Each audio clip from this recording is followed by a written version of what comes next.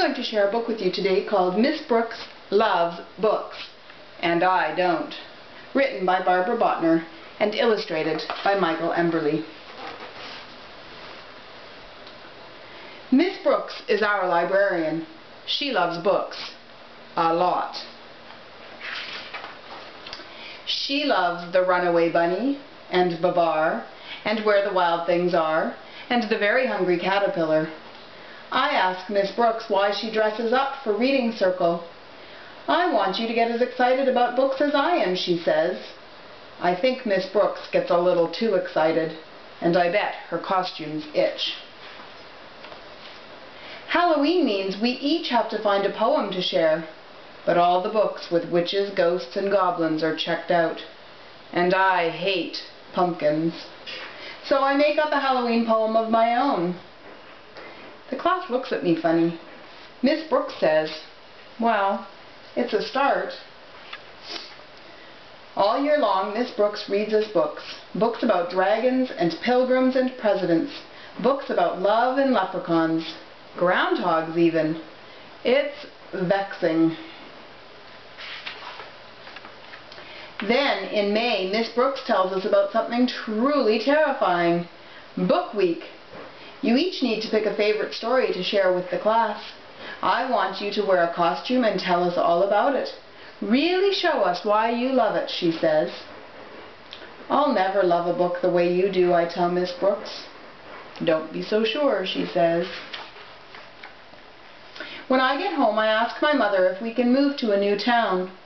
My mother says there's a librarian in every town. I ask if she wants to do my assignment for me. I've already been in the first grade, says my mother. Every single day of Book Week, kids share stories about trains and ferries and cowboys and dogs. When Miss Brooks asks what I think, I say, too flowery, too furry, too clickety, too yippity. So Miss Brooks fills my bag with more books for me to read with my mom.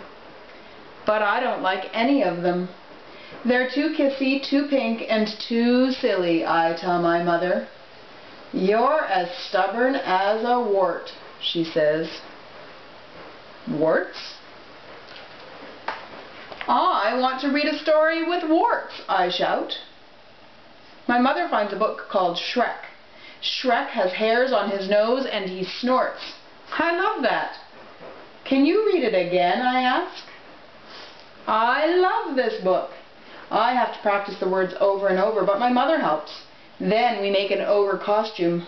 I make stick-on warts for the whole class. When I get to school the next day, I ask Miss Brooks to lend me a hand. When I say the word snort, the whole class snorts. I explain why a stubborn, smelly, snorty ogre searching for a revolting bride makes me laugh. Miss Brooks says she's glad I found a book to love. She says that even ogres, like me, can find something funny and fantastic and appalling in the library. And that is the slimy truth. Miss Brooks Loves Books, and I Don't, by Barbara Bottner and illustrated by Michael Emberley.